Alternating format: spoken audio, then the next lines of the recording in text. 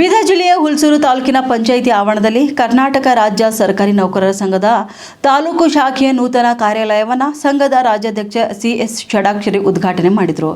ನೌಕರರ ಹರ್ಷೋದ್ಗಾರಗಳ ನಡುವೆ ನಡೆದಂತಹ ಕಾರ್ಯಕ್ರಮದಲ್ಲಿ ಬೈಕ್ ರ್ಯಾಲಿ ಹಾಗೂ ವಿವಿಧ ಕಲಾ ತಂಡಗಳ ಮೆರವಣಿಗೆ ಕೂಡ ವಿಶೇಷ ಮೆರುಗು ನೀಡಿತು.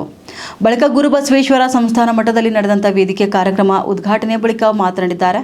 ರಾಜ್ಯದ ಸರ್ಕಾರಿ ನೌಕರರು ಎದುರಿಸುತ್ತಿರುವಂತಹ ಸೇವಾ ಭದ್ರತೆ, ಪದೋನ್ನತಿ, ವೇತನ ಮತ್ತು ಕಲ್ಯಾಣ ಯೋಜನೆಗಳ ಕುರಿತು ವಿವರಣೆ ಕೂಡ ನೀಡಿದ್ದಾರೆ.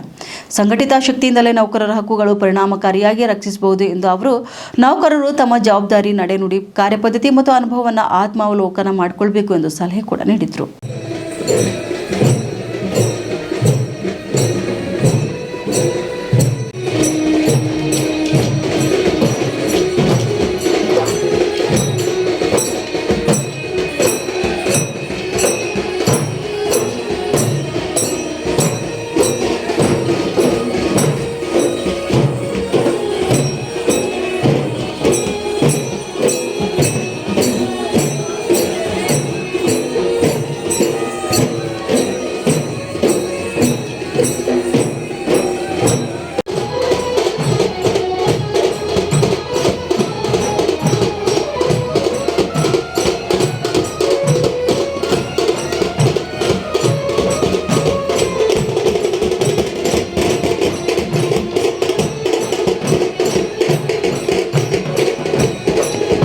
ಕ್ರಿಯಾಶೀಲ ಮತ್ತು ಅತ್ಯಂತ ದಕ್ಷ ಶಾಸಕರು ಆಗಿರುವಂತಹ ಶರಣು ಸಲಗಾರ್ ಅವರೇ, ಮಾನ್ಯ ಜಿಲ್ಲಾಧ್ಯಕ್ಷ, ತಾಲೂಕು ಅಧ್ಯಕ್ಷ ಹಾಗೆ ತಹಶೀಲ್ದಾರ್ ಅವರೇ, ಉಳಿದಂತೆಲ್ಲ ರಾಜ್ಯದ, ಜಿಲ್ಲೆಯ, ತಾಲೂಕಿನ ಪದಾಧಿಕಾರಿಗಳೇ, ಮುಂದೆ ಕುಳಿತಿರುವಂಥ ನೌಕರ ಬಾಂಧವರೇ, ಸ್ನೇಹಿತರೆ, ನಾನಿವತ್ತು ಹುಲ್ಸೂರಿಗೆ ನಮ್ಮ ನಾಗರಾಜರು ಬಹಳ ಸಲ ಕೇಳ್ತಾ ಇದ್ರು, ಅಧ್ಯಕ್ಷ ಟೈಮ್ ಕೊಡಬೇಕು ಅಂತ.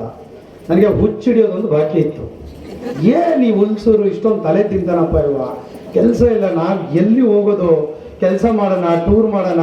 ಯಾಕಂದ್ರೆ ನಿಮ್ಮ ಶರಣು ಸರ್ಗೆ ಒಂದೇ ಕ್ಷೇತ್ರ ಎತ್ತೋದ್ರು ಕೂಡ ಒಂದು 40 ಕಿಲೋಮೀಟ್ರು ಗಡಿ. ನಮ್ಮದು ಚಾಮರಾಜನಗರದಿಂದ ಬೀದರ್ ಗಡಿ, ನಮಗೆ ಈ ಕಡೆ ಕೋಲಾರದಿಂದ ಈ ಕಡೆ ಕಾರವಾರದವರೆಗೆ ನಮ್ಮ ಗಡಿ. ಎಲ್ಲಿ ಹೋಗೋದು ನಮಗೆ ಕಷ್ಟ. ಆದರೂ ಒಂದು ಫೋನ್ ಮಾಡ್ದ ಒಂದು 50 ಫೋನು ಕಳೆದ ವಾರ ತಲೆ ತಿಂದ್ಬಿಟ್ರು ನನಗೆ.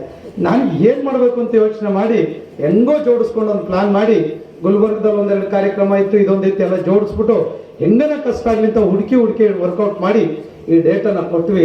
ಬಹುಶಃ ನನಗೆ ಅನ್ನಿಸ್ತು, ಬಹುಶಃ ನಾನೇನಾದರೂ ಬರಲಿಲ್ಲ ಅಂದರೆ ಬಹುಶಃ ಏನಾದರೂ ಕಳ್ಕೊಳ್ತಿದ್ದೆ ಎನ್ನುವಂಥ ಸಂದೇಶವನ್ನು ಈ ಸಂದರ್ಭದಲ್ಲಿ ನಾನು ಹೇಳಲಿಕ್ಕೆ ಬಯಸ್ತೇನೆ. ಬಹುಶಃ ಒಂದು ತಾಲೂಕಿನಲ್ಲಿ, ಒಂದು ಸಣ್ಣ ತಾಲೂಕಿನಲ್ಲಿ ಒಂದು ಜಿಲ್ಲಾ ಮಟ್ಟದ ರೀತಿಯಲ್ಲಿ ಕಾರ್ಯಕ್ರಮವನ್ನು ಮಾಡೋದಿದೆಯಲ್ಲ, ಆ ಕಮಿಟ್ಮೆಂಟ್ಗೆ ನಾನು ಅವರಿಗೆ ವಿಶೇಷವಾದ ಧನ್ಯವಾದವನ್ನು ಸಲ್ಲಿಸ್ತೇನೆ. ಇದು ಸಂಘಟನೆ ಅಂತ ಹೇಳಿದ್ರೆ ಕೇವಲ ಏನೋ ನಿಂತ್ಕೊಂಡು ಮಾತನಾಡೋದು, ಭಾಷಣ ಮಾಡೋದು, ಕೆಲಸ ಮಾಡಿಕೊಡೋದು ಅಷ್ಟಕ್ಕೆ ಸೀಮಿತ ಅಲ್ಲ. ನಿಮ್ಮಲ್ಲಿ ಆಫೀಸಲ್ಲಿಗಿರೋರ್ನ, ಮನೆಗಿರೋ